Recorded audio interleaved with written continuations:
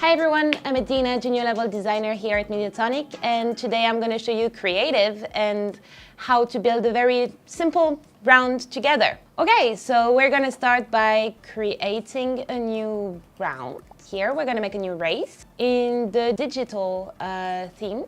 Okay, so now we are in an empty space. So today I'm going to be playing with mouse and keyboard, but obviously you can play with whatever you have at home. If you prefer controller, you can go for that. So when we get in, you can see that there's just a starting line right now. It's positioned by default somewhere, but you can completely move it wherever you want. You can also change the size from large to medium or even small. It depends on the size of round you want to make, how many players you want in. I think right now we're going to keep it to something large. All right, so you have a few little tabs here. So you have the platforms in which you have your finish line. I'm going to just show you how it looks like for now, but I would advise that you just leave it till the end of building your round, because right now you can't really predict where it's going to be. You can place it wherever you want in your space, and just like the starting line, you can completely adapt its size from large, medium or small depending on the amount of player you have.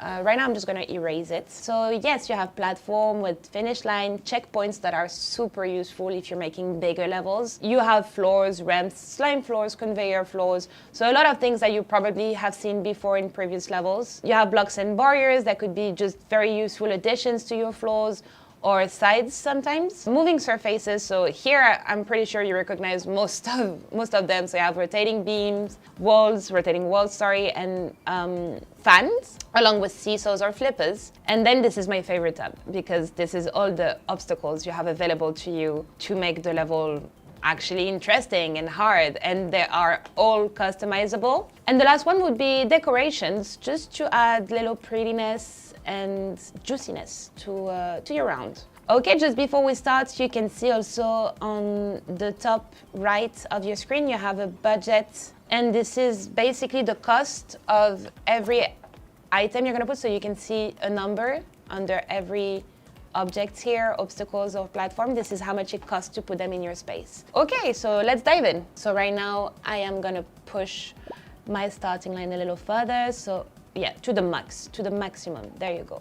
So I want to start with a little bit of a slime floor, because I am addicted to slime in this game. So you can see that you have a first very small square that you can completely resize to your liking. You can center it, and you have, as you can see, there's a little snap mode that makes it very easy for you. I want to make it that big. There you go. So as I said, everything is customizable. So right now, if you can change the settings, you can change the color of it. I'm gonna keep it purple. You can also rotate on the 3 axes available to you. Right now, we're gonna make it like that, yeah.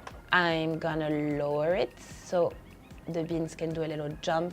To make it a little more interesting, I think we can add some obstacles in there. I think I want to add some bumpers. So you can see that you have a red outline around it. It means that it cannot be placed like that because the objects are overlining. So what you want is to have the green outline, which shows that the object can completely be placed in that position. Right now, we're gonna put it here, but as you can see, it is not aligned with the floor. And as I said, everything is customizable. So we will be able to rotate that bumper to be aligned perfectly with the floor. You can also change the force in which we'll push the little beans around, so medium, very strong, or weak. We're gonna keep it medium for this one. I think this is enough. And then, to make it easy to place the other one, you can just copy it, and you have a whole line of bumpers made in just a second. I'm gonna make another line.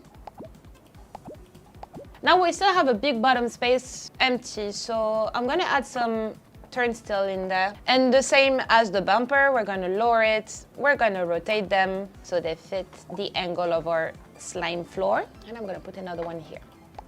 Cool. Yeah, now for extra difficulty, I think I'm gonna add some cannons. As every other object, you can rotate them. Then you can adjust the angle so it can fire wherever you want it. I think we can put a little checkpoint to make sure that when the players clear that section, they won't have to go through it all again. I think frequent checkpoints is a nice addition to your levels. The same as the starting line and the finish line. The checkpoints are customizable in size. Okay, now we have a little checkpoint. We're gonna make a second section to make the level a tiny bit longer. We're gonna add some rotating beam. This one seems to be positioned correctly. We're gonna copy it and just make another one. Okay, now I think we're gonna start customizing those one. So you can change their size as well. Right now I went for medium, but you can go large or small even if you wanna even put more and more and more, a big path of them. You can put them from single or double beams. Put a little delay so they don't have to be triggered at the same time, so it creates a little more difficulties. We're gonna keep this one clockwise with a speed that is normal. We'll make this one similar, I think. I think the middle one should be harder. Double beam and fast. Let's test that. Oh, you get projectiles from the back. Okay, I don't mind that. Okay, that might be a little hard, but... Okay, well, that might be a little hard, but I mean, for now, because I am not very, very good, we might just put it to normal. I love these little projectiles just coming from behind. We can wrap up this level for now. We're gonna put our finish line. Cool, so we have our little round, and now I think we can add little decorations to make it a little nicer, a little pretty. I'm feeling clouds for this one. I'm gonna put more because I can see like from our budget at the top that we still have a lot of budget, which means we can add whatever we want. And I'm gonna add a couple more on the other side. Okay, so now we have our final level completely finished. I'm gonna show you how to publish it and get a share code so you can play this level with your friends. You're gonna have to save your level and then you're gonna hit the publish button and it's gonna make you play the game because obviously you're gonna have to complete your level to be able to publish it.